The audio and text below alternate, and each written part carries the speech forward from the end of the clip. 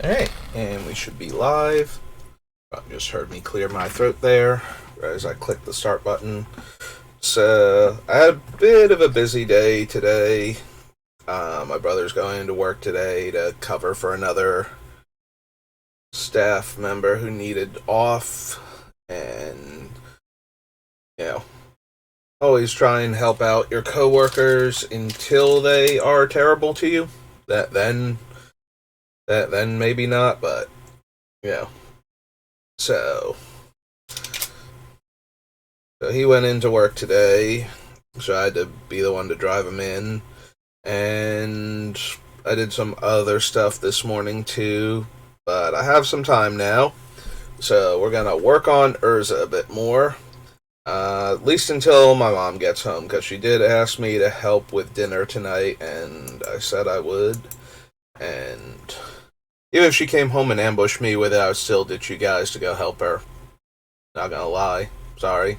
I've known her a lot longer than the internet, so she needs my help with anything. She has it. But we're on Khans of Tarkir, which is one of my favorite draft formats. Specifically triple Khans, not Khans Fate. Or if you're being really weird, Khans Fate Dragons or Dragons Fate Khans at that point, because I think we're well past the point where we start reversing the draft order for the smaller sets. Forget when exactly that happened. But I think we are past that point now, so. Anyway, we can't run the Absent banner because we're not blue. Or because we're not green, rather, or black, or white-blue. Don't really care about +1/+1 counters, so all those are kind of useless. Vigilance, no. We don't really need that. One of the things that this does do is that it mills all of our opponents when we go infinite with Urza, which we should be able to do once we clone a bunch of like, what's their names? Like Training Grounds and the Heartstone and whatnot. We should go infinite at that point, putting permanents into play, so we could randomly mill out some players, but that's not really essential. And once we're at that point, we can win basically any way we want to, so. You can block an additional creature. No. Don't think so. Don't need Briber's Purse. Clever Impersonator. I like the Phyrexian Metamorph a bit more, even though Impersonator is more versatile. If Impersonator could actually be a land, weirdly enough, I would run Impersonator in a lot more of my blue decks. He can't be a land because then you can always ramp with it. Just having it come into play as a copy of one of the lands in play. The fact that it can't do that, I mean, yes, I have tons of artifact ramp, and that's how I normally build my decks, but the fact that it can't actually come in as a land is kind of, like, I would rather run Metamorph, and I don't know that I'm going to have room for both of them in the deck, so. Also, Metamorph becomes an artifact copy of whatever it is, so if you clone a non-artifact creature with Metamorph, and then you target the Metamorph with Urza, you will get an artifact creature copy of whatever Metamorph was copying. So you will still get the bonus from Urza at that point. So unlike when I turn one of my things into an artifact until end of turn and we clone it with Urza, we'll just be getting a 1/1 that's not an artifact because of how Urza is worded. But if we Metamorph it and then copy the Metamorph instead, we'll get artifact creature token copies of it. So, like, if we target Training Ground with liquid metal coating and then we put the Metamorph into play and copy it, Metamorph is always an artifact even if it wasn't beforehand, even if the thing it's copying isn't. So we will get an artifact enchantment out of that, and then we can like clone it with Urza and make 3/3 versions of it. So that way they don't get wrecked by Massacre Worm or Elish Norn coming into play or anything like that.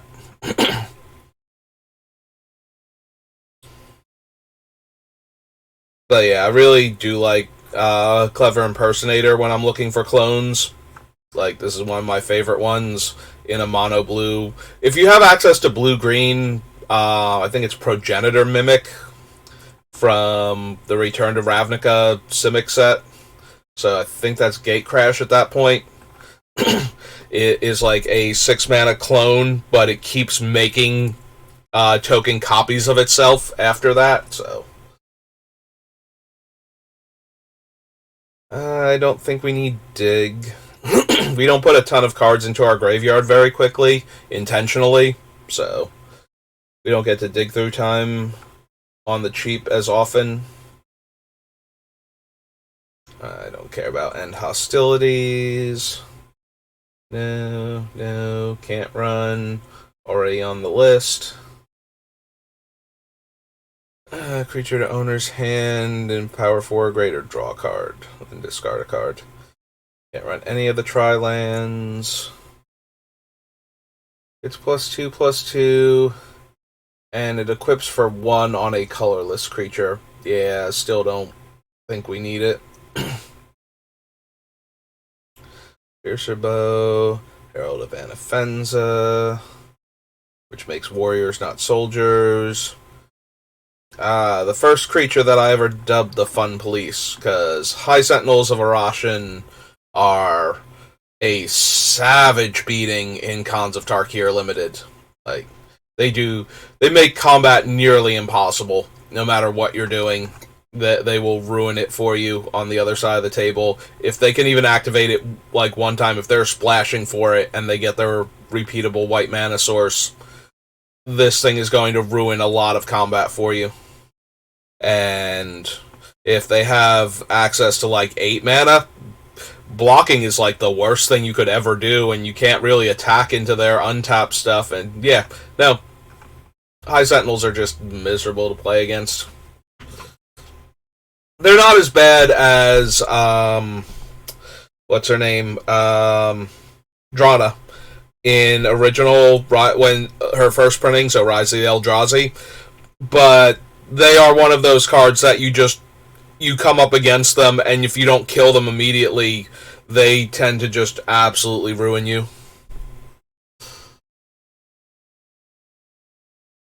Sky Elder, no. Student, no. Wind Scout, no. Don't need the Spell Snatcher for anything. Kill Shot, Lens. I don't care about any of these. Don't care about that guy either. I can give Hexproof, no. Yeah, a lot of cards I love from Khans Limited that I'm seeing here, but no. None of these in our Urza deck, unsurprisingly.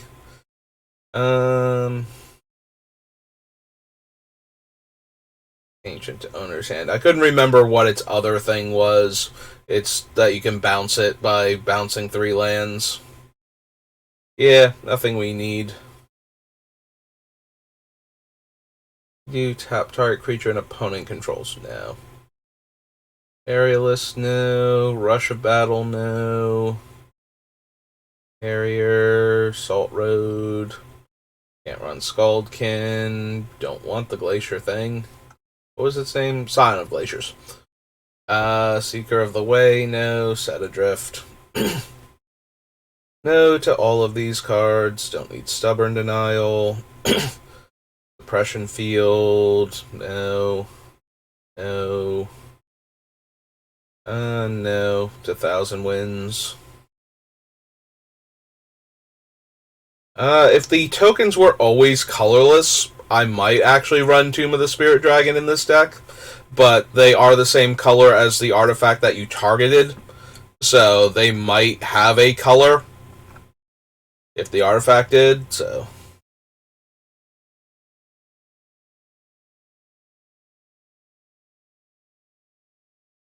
A player would begin an extra turn. That player skips that turn instead. If Ugin's Nexus would be put into a graveyard from the battlefield, instead exile it and take an extra turn. The player would begin an extra turn. So, I'm looking at Ugin's Nexus. So what we would have to do for this to work is we make a token that's a copy of Ugin's Nexus. It dies because of the legend rule. Like, we choose one of the Ugin's Nexuses to keep and we sacrifice the other one. This causes that Ugin's Nexus to be exiled, and it sets us up with an extra turn. Now, we can't actually start that extra turn because we will still physically have an Ugin's Nexus in play. So what we have to do is, using like Krark-Clan Ironworks or something, we have to sacrifice this Ugin's Nexus after making an arbitrary number of them using Urza's ability. And then we could just take all of the remaining turns of the game. You know, assuming that we're in this position to begin with, this is one of those we can convert infinite mana and infinite creatures into an actual win. Although I feel like we could do that way easier with an artifact creature that just deals a point of damage somehow. Like any creature that when it comes into play or removes a counter or even dies at that point, if we're sacrificing it for mana, that deals any damage, would just win us the game as easily in most cases. So yeah, it's too many hoops to jump. It does work, and it is a cool thing, but it's more cool than it is good, basically. Like, we're not getting anything out of doing shenanigans with Ugin's Nexus, really, that we wouldn't get from doing shenanigans with any of our other cards that don't require the extra step, so. I mean, if you want to win with style and you want to do what I just described, by all means, go right ahead. I'm not here to ruin anybody else's fun, but I don't think I need to bother doing that. 1 life for each attacking creature. Nope. And yeah, okay. Only those 3 cards left. But yeah, nothing actually out of Khans of Tark here. I thought for a half second we were going to get the Ugin's Nexus, but then I talked myself out of it. So let's see if there's anything in Fate Reforged. Just gotta take a bite of my little snack over here. Got a peanut butter flavor Russell Stouffer's chocolate. So you just enjoy this ASMR. If you can actually hear me chewing. Hang on. Oh no, you can't. My microphone does not move when I'm just chewing. Alright, you are spared from having to listen to me eat then. Or deprived, depending on how you want to look at it.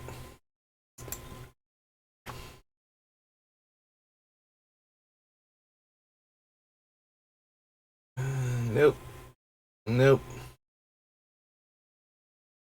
Gain 3 life, no. 1/1 flyer, no.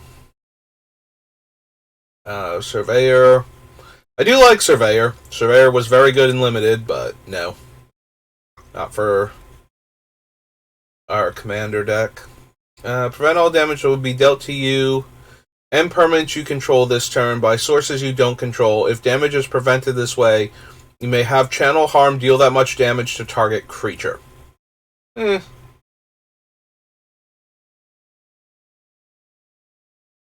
Comes in play, you choose 1. 2/1/1 counters on target creature you control at the beginning of combat, or at the beginning of combat on each opponent's turn, tap target creature. No.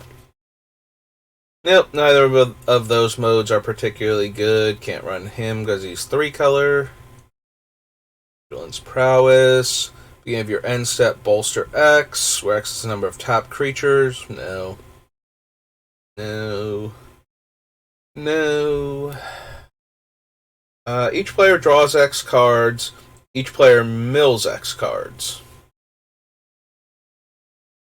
Not really what we need. Sacrifice it. Beginning of your upkeep, sacrifice Boom Keg. When it's put into a graveyard from the battlefield, deals 3 damage to target creature or player. We could do infinitely better than that. In fact, I'm pretty sure the extract of Moonglove, despite it only dealing 2 damage, would still be infinitely better than this for like 1 mana less, and we get to decide when we're sacrificing it. And I didn't want to bother with that one, so... No. Flash Defender enters the battlefield, you may return another creature you control to owner's hand. Nope. The Infiltrator, turn themselves face down, and I think he lets you shuffle, right? Combat damage to a player. Shuffle that pile, and then manifest both of the cards. Yep. So he gets to disguise himself and try and get in there again. Which is one of the few times where you're allowed and, in fact, instructed to disguise which one is which when doing face-down cards. Like, face-down cards are technically some rulings nightmares if you or your opponent take it super seriously. Like, you have to keep track of when everything came into play and keep it in order. You can't, like, swap positions of any of the cards. Which is really obnoxious when you're trying to, like, block with them. Like, you have to keep track of which one was in which order so that both players know when they would have come into play. Because the order in which you play them can dictate what they might be. And players are not allowed to mess with each other by trying to confuse them as to which one is which. Because they're all face down and all look alike. So, this is one of the few times where you're not only allowed to, but forced to disguise which one of them is actually the Infiltrator.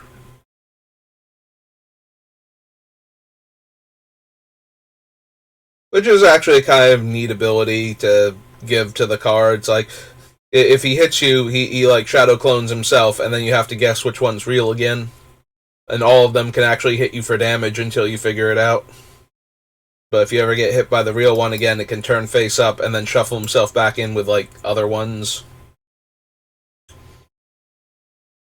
Rang River Prowler, no. Mardu Woe Reaper, no. Mastery of the Unseen. One of the most brutal limited cards from this particular set. Lets you pay 4 mana to put a 2-2 into play, and if that 2-2... is a creature underneath, because it's the top card of your deck, well then, you can pay some mana and turn it face up and get the full creature. So, not only is it 4 mana to draw you a card, it's 4 mana to draw you a card and make that card a 2-2 creature in play. So, that one gets pretty out of hand pretty quickly. Yes, there are times where you accidentally manifest your cool removal spell or combat trick or something, and you would have rather had that in your hand than a 2-2 on the field. But that card was stuck on top of your deck, and if you were about to die, maybe turning the top couple cards of your deck into a pair of 2-2s and assigning blockers is way better than dying and being sad. It's way better than dying and it's okay to be sad that your removal spell is now in the graveyard because it had to trade with another, like, 2 toughness creature instead of being able to kill the flyer that's going to threaten lethal next turn, but you get to have a next turn and maybe win a game. So, you know, good times all around.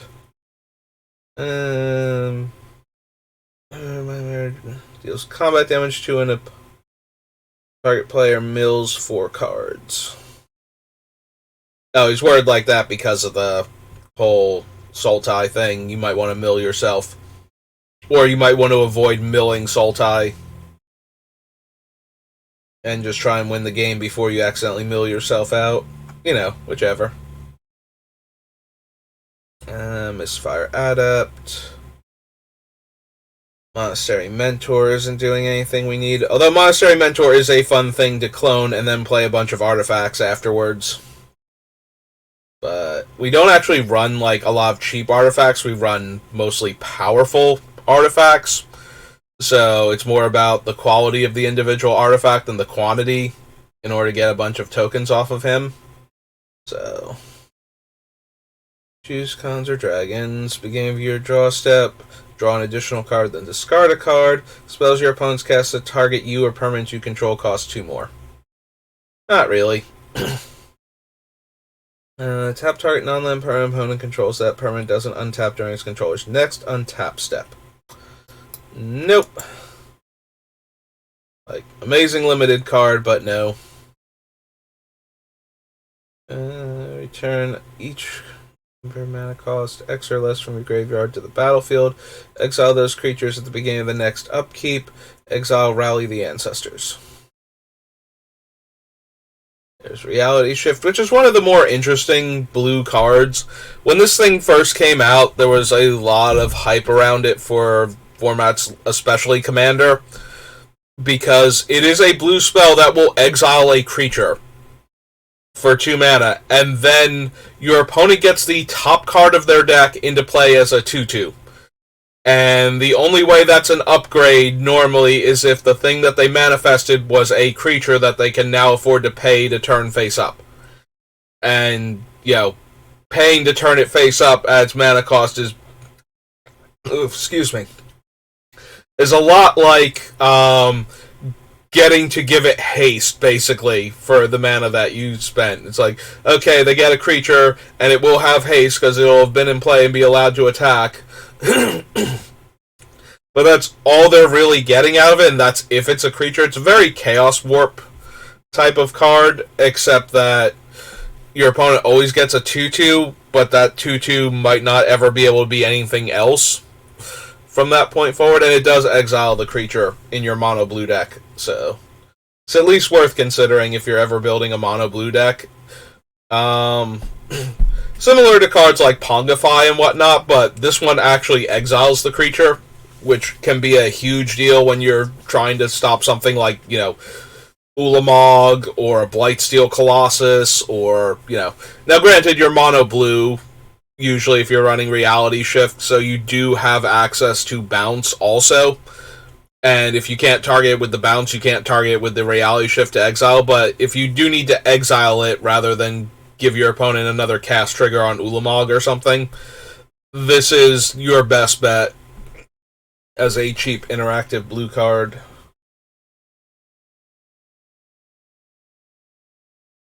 Return target non-land permanent you control and target non-land permanent you don't control to owner's hand. Sage-Eye Mystics. Text, you may return target creature to its owner's hand if its power is less than the Sage-Eye... Oh, Sage-Eye Avengers, not Mystics. I'm pretty sure there's a Sage-Eye Mystic also, but that was in one of the other sets. Sage's Revelry. 5 damage to target attacking or blocking creature. Makes the 1/1 Spirit. Yeah, this was the mythic common of the set. Like, you drafted every single copy of this guy you ever saw, and then you tried to run him in your deck. Because he makes a 1/1 flyer almost all of the time. Like, it's a 3-mana 2/1 body on the ground to hold off your opponent's creatures, and a 1/1 flyer. And when you need it to be, when it's actually better to be, it's a 3/2 because of a 1/1 counter on it, with all the 1/1 counter matters shenanigans going on in Abzan. But yeah, for the most part, this guy is just a 3-mana 2/1 with a 1/1 flyer attached to him.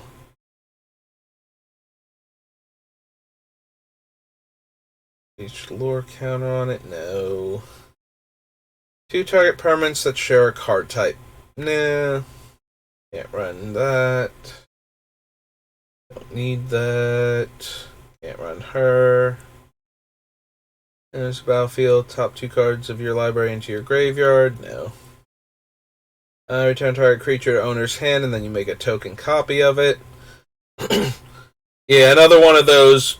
The token is interesting, but we care less about the tokens and more about what we can make tokens of with our commander, so can't run Elemental. We can run Ugin, but... And then there is some value. I said but, and then I kind of trailed off. I'm thinking about there is some value to Ugin. Similar to Karn Liberated. Also, we can always, like, down tick Ugin to kill little things, and then make a token, or turn him into an artifact with our, liquid metal coatings and whatnot, and then make a copy of him and uptick that one. The only downside to Ugin is that he can exile Urza and our colored artifacts, and any of our tokens that wind up copying things that have color in them. Yeah, I think I'd rather stick to Karn, but Ugin is very powerful. The other upside to Ugin is that all of our token copies of things actually have casting costs, so Ugin can wreck other token decks without necessarily messing with ours. But I don't think so. Also, I don't think we need Valorous Stance. No, the Wandering Champion. No, the Ward Scale Dragon. No. No. And right into being. Nope. Alright, so that was Fate Reforged, and now over to Dragons of Tarkir.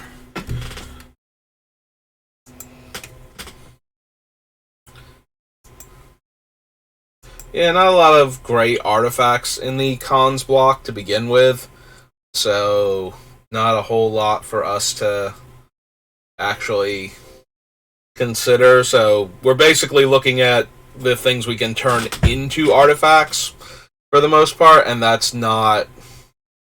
Like, we don't need many cards like that. We want specific things. The Training Grounds is a huge one for us to get, like, to turn into an artifact and start making copies of. But for the most part, we don't really want to be bothered doing that, so... Yeah, we don't need Anafenza's Ghost. It's a battlefield, returning non-land permanent you control the owner's hand. No. Strike, enters the battlefield or attacks another target warrior, gains double strike. Artful Maneuver, no. Flying Double Strike Megamorph. There's a Battlefield Bolster 1. Battle Mastery again. Just puts a 1/1 counter on each other dragon? Yeah, okay. Yeah, there's a cycle of these. They all have... Oh, it has hexproof. That's what it was. They have another keyword to differentiate them. So they're all flying, they're all Megamorph, and each one of them, when it's turn face up, puts a 1/1 counter on each of your other dragons, too. Exile target creature. I know I hate this card, I just don't remember why. Exile target creature an opponent controls. That player reveals cards from the top of their library until a creature card is revealed.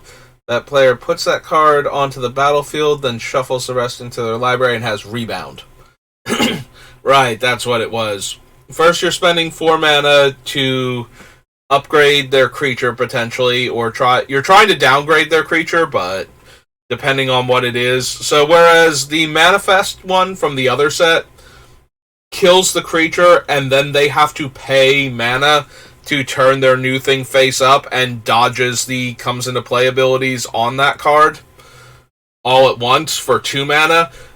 This one does none of that except for getting rid of the original creature. Gives them the new creature at full strength, gives them the comes into play ability on it, and then this thing has rebound, so you either have to leave it in exile forever or do this again. And since the Blessed Reincarnation can only target opponent's creatures, you can't even do the fun trick with polymorph effects, which they were trying to stop you from doing because that was kind of an unintended variant on polymorph, is that you run a bunch of token creatures, like token makers in your deck that aren't themselves creatures, and then you run the thing that you want to hit off of the polymorph effect as like the only creature in the deck, and then you polymorph the token. So you can generate tokens in the early part of the game that can attack and block and protect your life total until you can set up the combo, and to be the creatures that you are sacrificing as part of the effect of the spell, and then you just get the cool thing on the other end of it bypassing its casting cost and only having to pay for the polymorph effect. So, to avoid things like that, we have Blessed Reincarnation here, only being able to target opponent stuff, but that just makes it terrible a lot of the time. Like, yeah. Aside from very specific circumstances where the creature that you're killing is the problem and you need to get rid of it, and it doesn't really matter what it becomes, and even then, you'd rather have any other removal spell, most other bounce spells, just about anything other than this, so. I knew it was a card I hated, I just couldn't remember why. Oh, there we go. We can make a token copy of every creature one of our opponents controls. Still not worth it, but... Spell and draw a card, and that one's 5 mana, as opposed to Dismiss, which is 4 mana. Cast a non-creature spell, gets +2/+2 until end of turn. They couldn't have just gone Prowess. I think that would have been a much neater thing if it just had Prowess written on it. It's a slightly different ability, because an individual trigger from Prowess could resolve and only give it +1/+1, and something else could then happen and kill it, but yeah. Something else should have been able to happen to kill it anyway, so... There's very... it's very unlikely that there would be an actual difference between just writing Prowess on it twice. Can't block dragon. Oh, can block dragons as though it had reach. I'm like, why couldn't it block dragons? That was silly. Hexproof as long as it's untapped, and when it deals combat damage, you get how many cards? Top 3, one of them into your hand, rest on the bottom. Don't think so. Can't be countered, and you draw 4 cards. Okay. Well, we're unlikely to have dragons, so...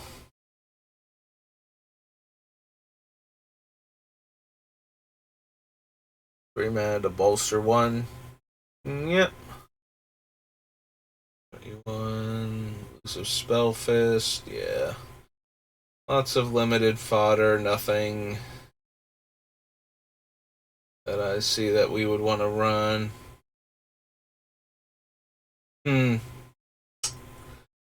So I haven't been putting Revoke Existence into the deck because it's a sorcery, primarily.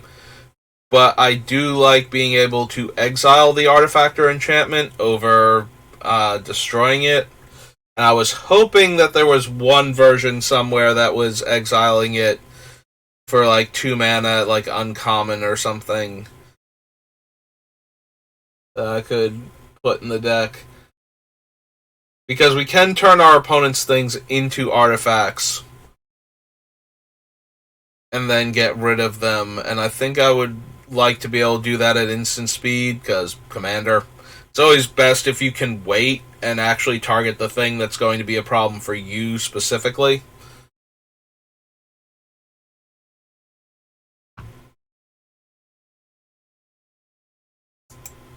Yeah, so what if we put Fate Forgotten? We can put it on the list at least, and if I can't find anything else that I want to use instead of it... Like, we already have some other cards on the list that also do this. So it's not like it's a completely unique effect. I just want to use the ones that are either the best mana cost or have the best ability for the amount of mana I'm spending. Like, I would probably run the 4 mana Exile 1 and Exile 2 if you did it during your main phase, like Return to Dust from Time Spiral, over this, but maybe.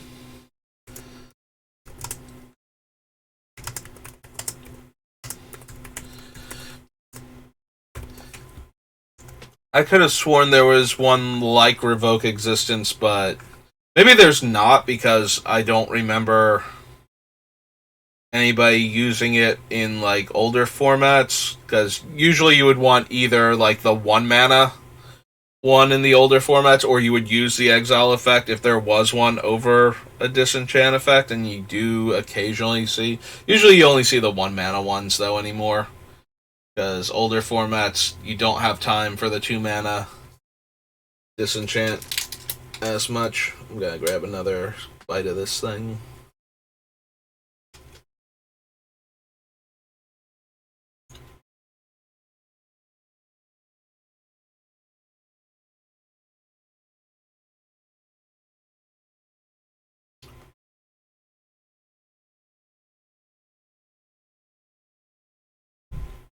Nope.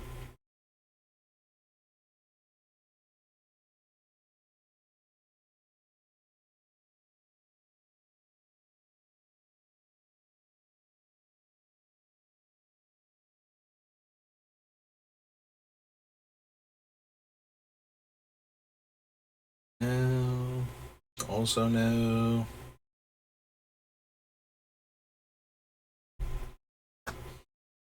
Alright, Mirror Mockery is kind of funny. So, you can put it on your thing and get an extra copy of the token with, like, Anointed Procession and whatnot. Or you can put it on your opponent's thing and get, like, the extra copy when they attack, regardless of who they're attacking, too. Which may make them just not attack with the thing, which is kind of sad, but depending on what it is, that might be relevant. Again, we're not as much the token making deck. Like, we don't need things that are making tokens of stuff. We need the things that benefit us from having the tokens because we're going to keep making token copies of stuff already. There's a chance that I'll put the one thing in from Streets of New Capenna Commander. It's like a 6-drop enchantment that just keeps making copies of your other stuff. Because I do want to make copies of certain things. So having another card that can do that and doesn't require the mana investment or turning the thing into an artifact in the first place would not be bad. Also, if we're cloning those type of things, then they would just be non-creature artifacts or enchantments, which sometimes will be relevant. They don't die to wrath effects, and when we recast Urza, he'll be right back there and be able to, like, 1 mana make a copy of things again. Which might be super important, because we might need him to start making more copies of things, because all of our stuff is dead. And we need to get that army going again. And we had to pay the commander tax on him, so. Top card of your library. If it's a non-creature, non-land, you may reveal it and put it in your hand. Cast the next instant or sorcery spell. This turn it gains rebound. And you get an emblem. Your opponents can't cast non-creature spells. I'm debating this Narset primarily because she can get our artifacts and enchantments off of the top of the deck. And the occasional instant or sorcery. I don't know how many Planeswalkers we're going to be running, but it's mostly that you can get the artifacts and the other random enchantments that I care about off of the top. But it would depend on how many of those cards and how many instants and sorceries we're actually going to be running. Transcendent.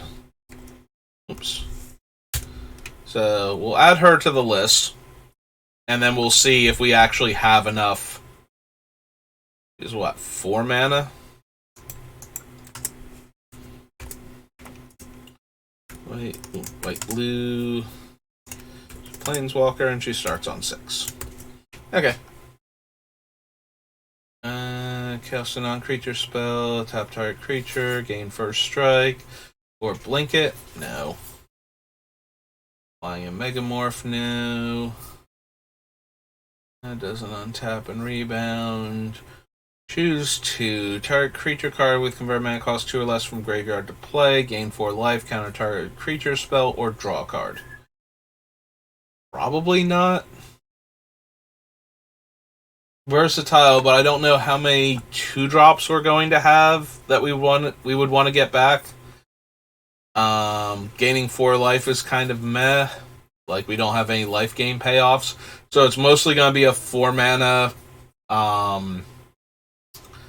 build your own exclude. And at that point, I'd rather just run exclude. If we're not going to get any benefit from the other 2 modes on it.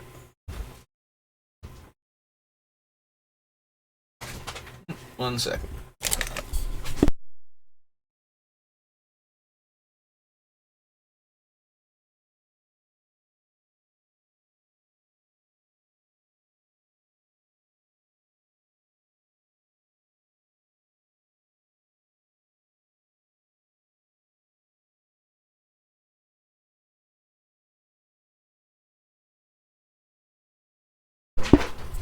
Okay, and I'm back. We don't need Palace Familiar. There's a non-creature spell, gains protection from the color of your choice until end of turn. No. And all creatures your opponents control with toughness less than the exploit creature's toughness. No. Permanent from your graveyard to the battlefield and rebound. No. Multicolored creature or multicolored enchantment. Nope. Makes a thing a 0/2, gain 6 life and draw a card. No. There's a battlefield bolster 1. No. No. No. X warriors onto the battlefield. No. Flying in lifelink. Exile it, then return to the battlefield under its owner's control. Face down. Okay, there's where it was. I missed the face down part. I was like, I feel like this guy, because it has Megamorph, can come back in face down, but I did not see it at first. And yeah, that's like his whole thing. A mini Morphling. Exploit, return a creature to owner's hand. Nope. One in your hand and the other on the bottom. And then rebound. I was gonna say, I remembered running this in Dragons of Tarkir Limited, but it seems so bad, and then we got to the rebound part, it's like, oh, because it does it again. So you get the best card out of the top 2, and then next turn the best card out of the top 2, so... Exploit. Exploits a creature, counter target creature spell specifically.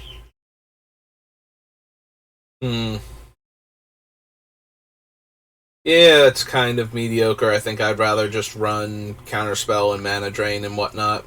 I was thinking of this guy when we were looking at Draining Welk, who is a 6-drop. I have to see what Overcharged Amalgam actually does. I think that's its name. It's the 4-drop, 3/3 flash exploit creature. That can counter a thing. But I think I'm more interested in that unless it's also limited to specific card types. If this guy had like a little more range, if he could counter a creature, or if he could counter like a permanent spell, maybe. It would be weird if he could counter a creature, instant, or sorcery, so. But yeah, I think we'll pass on the Silumgar Sorcerer then. We don't need Spell Eater.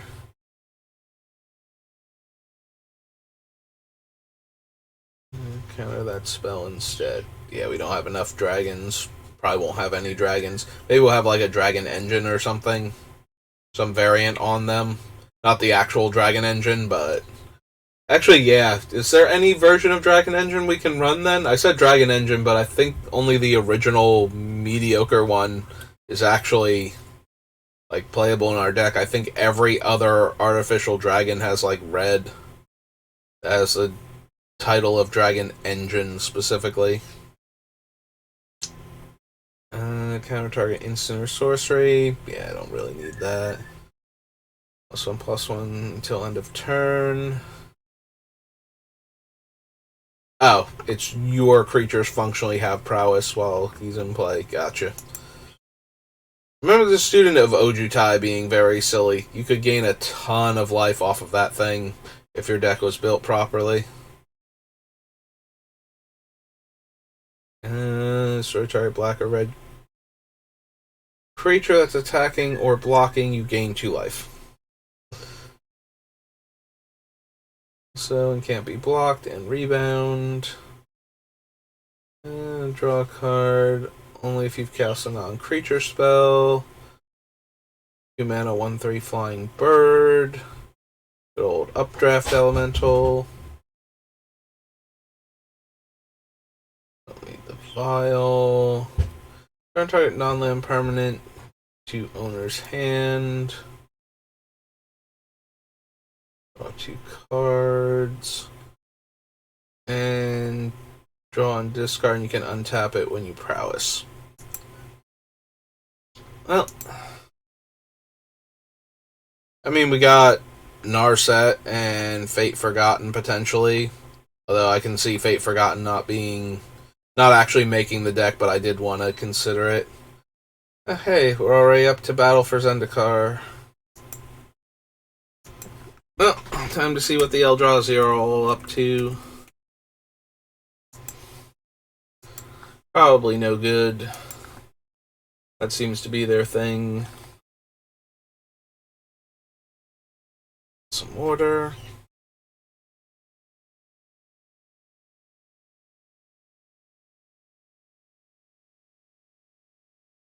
Yeah, when I oh wow, I just dropped a whole bunch of frames randomly while loading this page up. I was gonna say, when I muted before, my mom is home, so I did tell her I would help her with dinner, so I'm going to be ending in a little bit. Probably try and push it to a full hour worth of video, and then I will be on at some point in time later tonight. So I won't be able to stream the entire thing because my computer still, just goes into cardiac arrest whenever I try and do anything like this on it. So what I'm going to do, one of the things I realized I could do while trying to do the capture card was I figured out how to enable the webcam on my laptop. And I think I'm going to do a pull video for Jack Garland for Opera Omnia, because Jack is one of the most hyped characters. Ever since he came out in JP, global players have just been waiting for this man to show up so that they could play with him, because he is absurdly powerful. So he is one of the most hyped characters. I am going to be changing my setup soon to the point where I should be able to do other games, but that's going to still be a week and a half out, and I'm going to do Jack Garland's event tonight and then do the polls for him. And I think I'm going to basically hold my tablet up to the webcam and do the polls that way. So that way I can record the polls and post the video and whatnot. So I'm planning to stream that. If I can't, I will be doing a recording of it and posting it over to YouTube. But yeah, Jack Garland is the most hyped character in forever. So I think the last time people were this excited about a character was Tifa, when she got her burst in FR and she became god tier again. Maybe Luna Freya. Actually, I think Luna Freya is a better comparison. I think Luna Freya had as much hype going into her event as Jack Garland has now, and deservedly so. I've used Luna Freya a ton, so usually when a character is this hype, I'm just going to pull for them anyway, because usually if the hype didn't die down almost immediately after the character came out and I just kept hearing about them for the entire 9-month gap between when we get something in JP and when we get something in Global, then it's a pretty safe bet that character is actually continued to live up to the hype and is worth getting excited for when they actually come out. For each creature you control. No, I think we can do better than that. I did kind of skip over Aligned Hedron Network. Most of my guys are not inherently 5 power, but the downside is that Urza is buffing the regular versions of some of them, so the regular versions might get over 5 power, even if they don't start off that way baseline, even if the tokens are going to be like 3/3s all the time.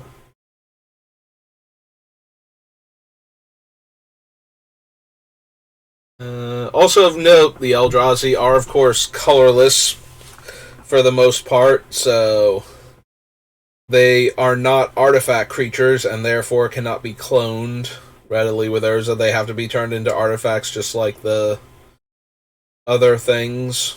So we can't. And a lot of them are cast triggers on their stuff, so making token copies of them isn't particularly helpful anyway. So yeah, there are going to be a lot of. Where there are going to be a bunch of them where I just kind of look at them and go, yeah, this isn't happening. Like, this is not actually doing anything in my deck. Although we do get the Tango Land, I guess. Buddy Land? Tango Land?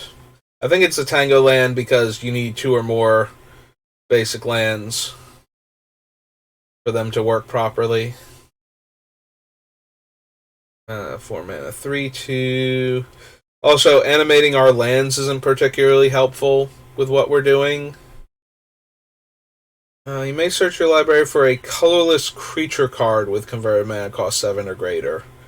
And first creature spell I cast each turn costs 2 less. I don't think there's any particular artifact creature I want to get with this guy. Like, if he were just a colorless spell, I might be tempted to go grab Darksteel Forge or something with him. But since he doesn't do that, since that's not what he's all about, I don't think we need him. Battlefield, gain 2 life. Card from exile into opponent's graveyard, tap target creature. Creatures your opponents control get -1 power. If I cared about this, I would actually be running the Cumberstone, I believe it's called, which is the artifact version of this enchantment, because then I'd just be able to clone it and reduce the opponent's power by like 5 or 6 at some point in time, and then none of their creatures would ever deal damage to me. But if we're doing that, I feel like we need to be winning the game, because making like 6 copies of Cumberstone so we don't die is just, us not doing anything else to not die instead and to advance our board state to the point where we can win the game. And if we can do better than that, then we need a better artifact to target. If it's like, okay, well, I'm just going to make 1 billion of this artifact, I don't want it to be Cumberstone. Like, I would rather do Sphere of Resistance and make our opponents not be able to cast spells for the rest of the game, before I would rather make their creatures like -1 billion power. And then hope I live to the next turn in order to attack with all this stuff. You may return target non-land permanent card from your graveyard to your hand. If that land was a plains, you may return it to the... When a land enters the battlefield under your control, you may return target non-land permanent. It is non-land permanent. For some reason, I always thought a Mary Shepherd was like creatures or something. It is a 7-drop, and in order to get it into play and bypass the thing, you do have to play a plane specifically, but that's still kind of dumb. It's not anything that our deck super cares about, though, and we should have cheaper ways to get back the cards that we most care about, but I did forget that she was any non-land permanent. That is kind of silly. Okay, Veladar Sovereign. 06 Wall, 3/3 Flying Vigilance.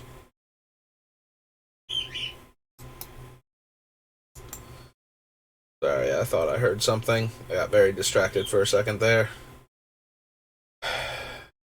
Knight allies and creatures I control get +1/+1.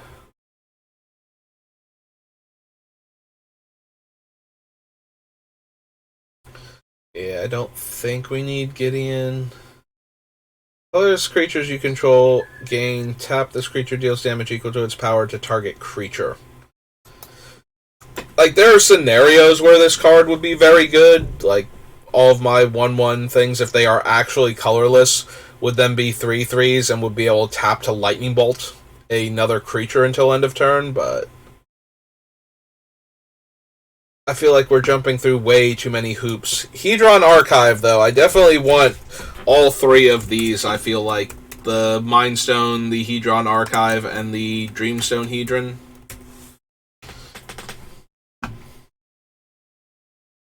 I definitely feel like I'm going to want all three of these, at least in consideration. Maybe not in the actual deck by the time we're done, but I certainly want to, like, have them on the list and then cut them because I need to make room, not have them on the list and accidentally forget about them. +2/+1, Kite Sail. Battlefield under your control. Creatures you control gain first strike. Blocked by Eldrazi Scions. Creature taps for 2 colorless. Lifelink. Control creatures gain vigilance. Void flying and ingest. There's a battlefield. You may put a card. If you do, return target creature to owner's hand. No.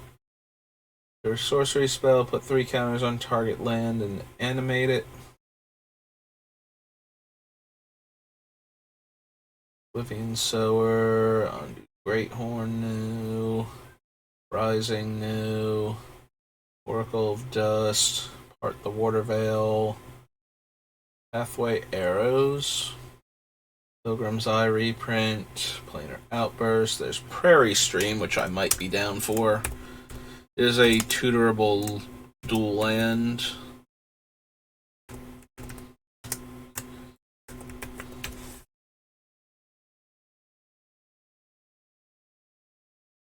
Prism Array, no. Quarantine Field, no. Landfall, I get a 1/1, or creatures I control get +1/+1 until end of turn. No. Creature on top of owner's library. I'm sorry, I had to go back and think about retreat. So I'm thinking about cloning artifact lands and what I would need to be getting out of the landfall trigger for that to be a thing, and I don't quite think Retreat to Emeria would be worth it. Like, if I were getting enough out of it baseline, or something out of it baseline, and sometimes I could just clone the artifact lands from Mirrodin, or the one from Modern Horizons 2, or maybe even Darksteel Forge, or Darksteel Citadel, rather, then maybe I could get some shenanigans going, but I kind of need the landfall to be okay by itself, and then whenever you cast a color spell, convert mana cost 7 or greater, you may sacrifice Sanctum of Ugin. If you do, search your library for a colorless creature. Yeah, I don't think we need that. Scour, I'd rather just, like, yes, it's an instant, but I would rather just have the spine and the interactions that it brings rather than a random 7-drop removal spell. Especially when we're in white and we can just exile most things for, like, 2 to 4 mana. Sometimes less, sometimes all the way down to 1. Usually not less than 1, though. I guess Solitude. Solitude can let you do it for less than 1 mana.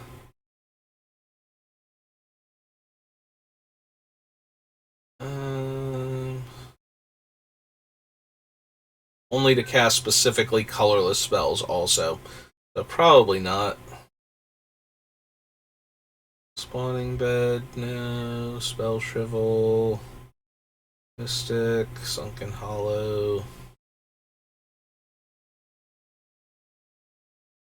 Tightening Coils, Titan's Presence. As additional cost to cast Titan's Presence, reveal a colorless creature card in your hand. Exile target creature if its power is less than or equal to the revealed card's power.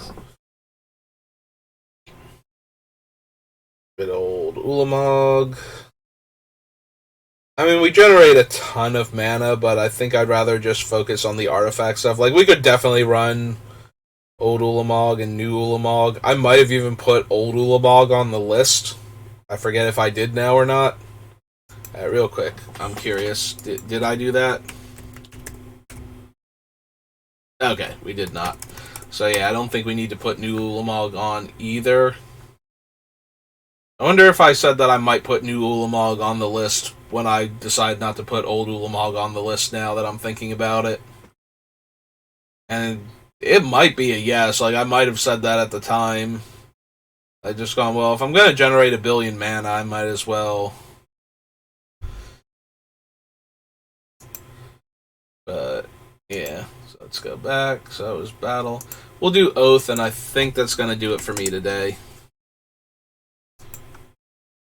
At least for the Magic stream. Like I said, I'll be back on later tonight. So it's almost 5 o'clock now. So I usually do the event first, at least up to the hardest difficulty thing. So in this case, the Shinryu fight, and then do the polls for the banner.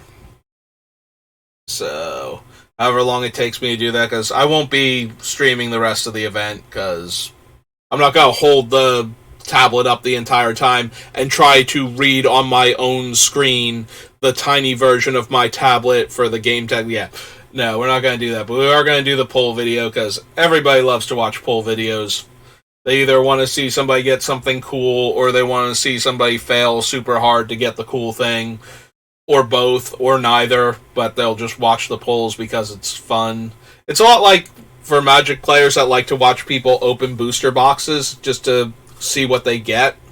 Like, I don't want to sit here and watch other people open boxes for the most part, unless it's like something really old. Like, I would watch somebody open a beta booster pack or a beta starter deck or something, but that's like the only thing. As somebody who has actually opened almost every set of Magic, like, literally the only sets I've never opened product for at all are Alpha, Beta, and Portal. Well, I've opened Portal 3 Kingdoms, but I've never opened booster packs of Portal 3 Kingdoms. Yeah, I've opened booster packs of every other Magic expansion set that is tournament legal. Just so we're clear, I've never opened Magic 30, and I would not ever do that unless I were given it for free. And even then, what am I going to do with it? Like, it's some fancy proxies if you get, like, any of the good cards out of it, and nothing beyond that. So, yeah. But actual Magic sets, I've opened booster packs of literally every set except for Alpha, Beta, and Portal 3 Kingdoms.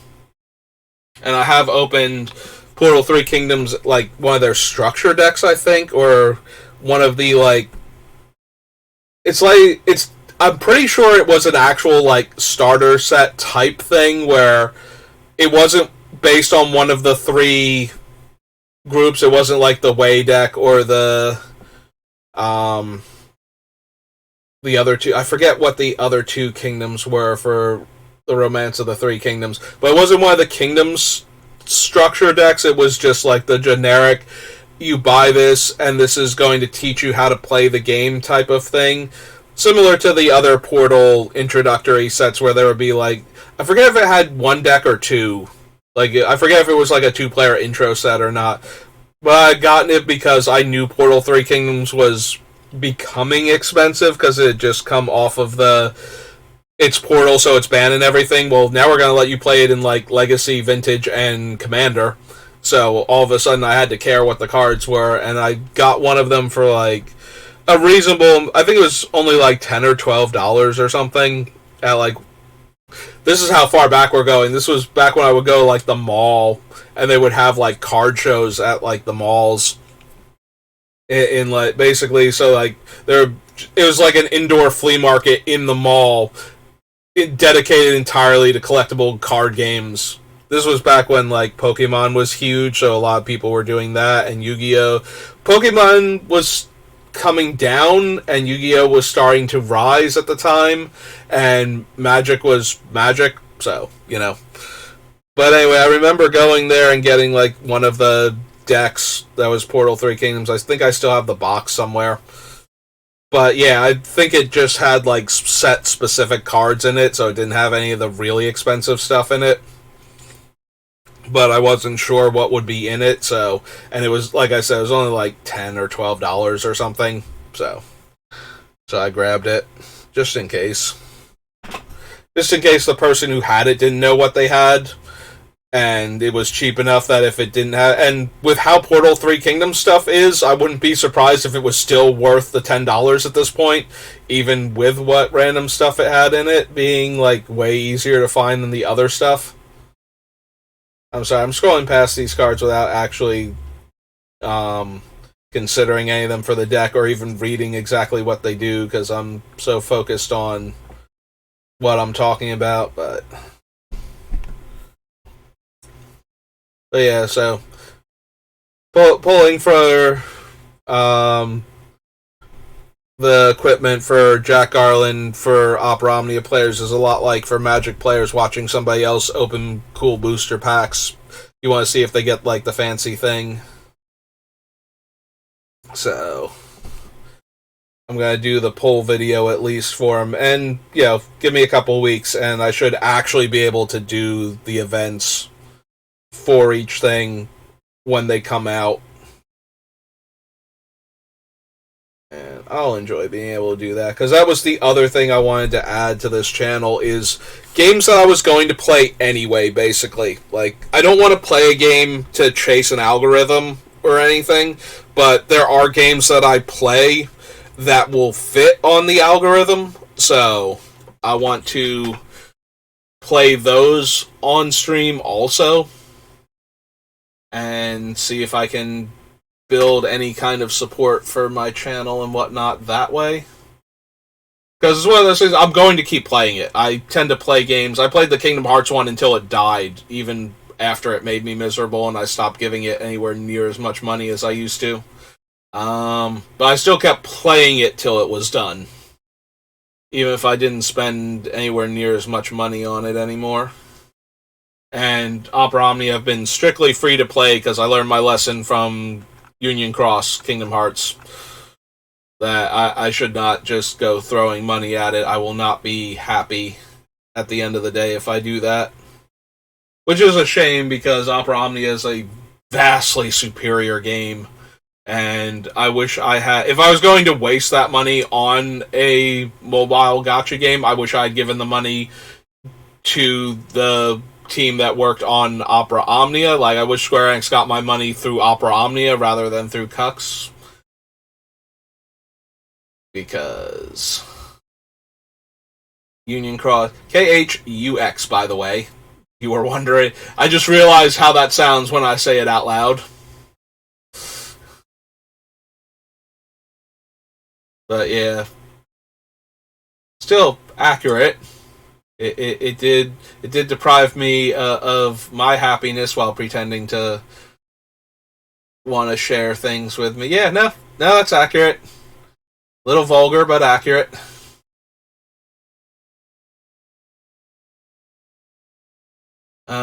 But yeah, I wish I had given my money to Opera Omnia. I wish I bought, like, character costumes or something with that money rather than wasting it on Union Cross, because exile another target creature, then return to the battlefield tapped under its owner's control. So, Eldrazi Displacer. Whoops, accidentally went backwards there. Itchy trigger finger on the mouse. So, Eldrazi Displacer is a card that... I hate this card. Like, this was a miserable card for me to play against in Battle for Zendikar Oath of the Gatewatch Limited. I hate this card. That being said, we do have decent comes into play abilities. Unfortunately, a lot of them are not on creatures. Like, some of them are on artifacts that aren't creatures, and we can't blink the tokens. We can blink the ones that, like, the good abilities that are on creatures, though, if we wanted to do that.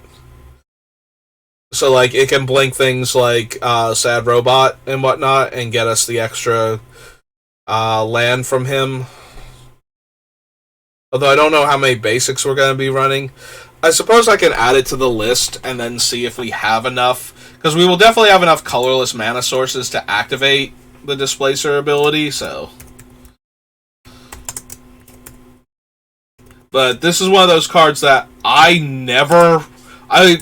don't think I ever legitimately opened this card in Limited. Like, at any point in time. I think I always had to play against it. And I could never get it myself. And it just made me so sad, because this thing is so stupidly powerful if you don't have a removal spell for it. If you have a removal spell for it and you get to kill it right away, then you're fine. If you don't, this thing takes over the game. Like, you cannot win through this card if you can't kill it. So, as a general, like, yes, if it's the only thing on the table or something, your opponent can be, like, way behind and cast this and die, but if they have a board state, this thing will not allow them to die if they can keep activating it with anything with a comes into play ability or anything that, like, even just in combat. Also, it can tap your things. Like, it blinks your stuff and the stuff comes back into play tapped. Like, you can exile any target creature and return it to the battlefield tapped. So, you can also use this as 3 mana, tap your opponent's creature. So yeah, this thing is insanely versatile in Limited, and it just did way too much for what it asked of you. And my running joke about it is, so this is the only Eldrazi that, like, Devoid Eldrazi that appears in white. And the joke is that Eldrazi Displacer is not actually white, he's just covered in all my salt, because I hate him.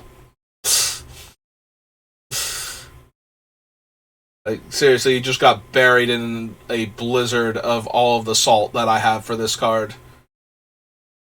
Probably my top 5 most hated cards to play against in Limited. Number 1 is Vinemare, in case you're wondering. I hate Vinemare. I hate Vinemare so much that I cannot talk about Vinemare for like a decade, and people will bring up how much I talked to... Not like a decade, because Vinemare is like M19 or something. I could not talk about Vinemare for over a year and have somebody point out that I won't shut up about Vinemare and just be like, you're doing this just so I'll start ranting about Vinemare again. By the way, did I ever mention how much I hate Vinemare? Since you brought him up? Yeah, Vinemare, I like to draft blue-black. I think it was M19, and I like to draft blue-black a lot. And blue-black does not have any answers for Vinemare at all. Except for a 3/5 artifact creature. Because you can't block Vinemare with black creatures, and you can't target it at all. So, Vinemare will just eat your face if you're a blue-black deck. Like, you have no creature... It will 3-for-1 you to get it off of the table a lot of the time. If you can get it off the table at all. And any combat trick absolutely ruins you. So, because it's like a 5/3 hexproof. And can't be blocked by black creatures. So you can't block it with like Death Touch black creatures. You can't... Your blue creatures are all small and anemic. And most of your artifact creatures are like Thopters. So... Aside from that 1/3/5 that gets +2/+0 if you have like a blue creature in play, there is almost nothing you can do to Vinemare in that particular. There's no sacrifice effects. There's no edicts. There's no wrath effects in black. Like there's no languish or anything. Like Vinemare is just absolutely obscene, and I hate it. Okay, see, this is what a Vinemare rant sounds like. In case you were wondering, this is how I get when Vinemare gets brought up. And this time I did it to myself, but only because we got to like... He might be my number 2. I might have had the most miserable time with Eldrazi Displacer. Like, I did not like playing against the birds from Khans of Tarkir. I've already forgotten their name. But I still love the format. And I got to play with them on my own from time to time, and they were insanely good. And so while I do think they are the fun police of the format, like you're having a great time doing the cool thing with your deck, and all of a sudden those things show up, and they just kind of ruin all of the fun that you're having. I don't hate them the way I hate, like, Eldrazi Displacer or Vinemare. Like, I don't even hate Drana the way I hate these things. Probably because I got to play with Drana way too much, and Drana is a format warping, terrible for the format level card, so like original Drana and Rise, so there's that. But yeah, I hate Eldrazi Displacer and I hate Vinemare. But that doesn't mean I won't run them if the deck is correct for them. That might be another reason why I hate Vinemare more. Like, that card doesn't even do anything outside of Limited either. I don't even think it did anything in Standard when it was legal. Maybe a little bit, but not much. So it got to ruin my good time, and it never did anything else. So, I don't know, maybe they were hoping it would. Maybe they're hoping for a decent hexproof Auras deck or something to be built around Vinemare. You know, make it playable outside of Limited, but yeah. Just an awful time. Do we want Endbringer? And I'm only asking this because we can very easily cast it and pay the 2 colorless for its ability to draw cards.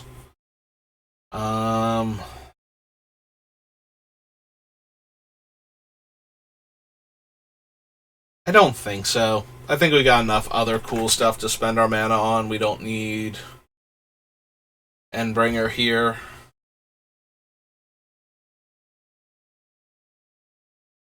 Run that. Make something a 3/3 elephant until end of turn. Things fly. Grip of the Royal, no. Can't do Hedron alignment. Don't need Crawler. Quagmire. Emolulating Glare. Vigilance and can block an additional creature. No. Relation Zone, no. War Isle Avenger, no. Scythe Master, no. Yeah, I don't think we need Kozilek either. Or his Pathfinder. This is the one when you're behind, you do all the cool stuff. So I don't think we need her. Need Matter Reshaper.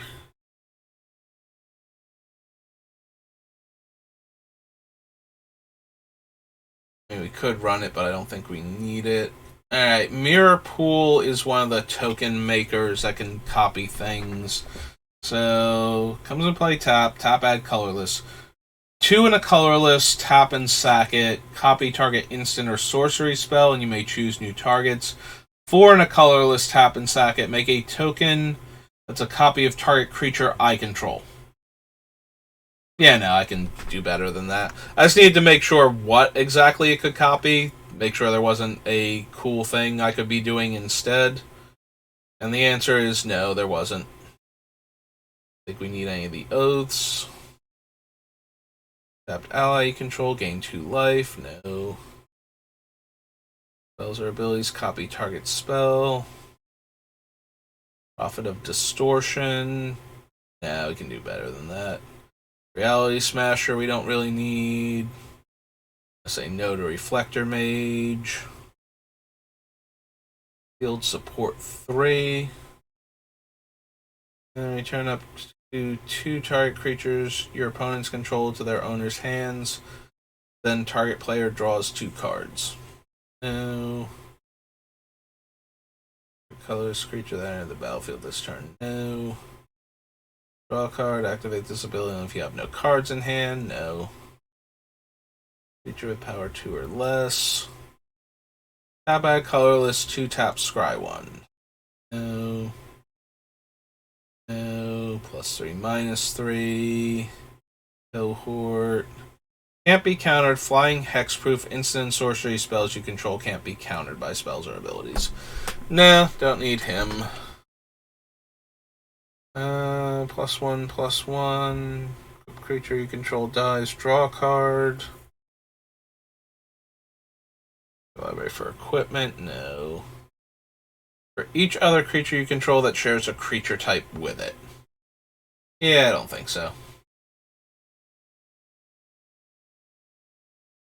Cast a colorless spell, exiles the top card of their library. There's Thought Knot Seer. Think so.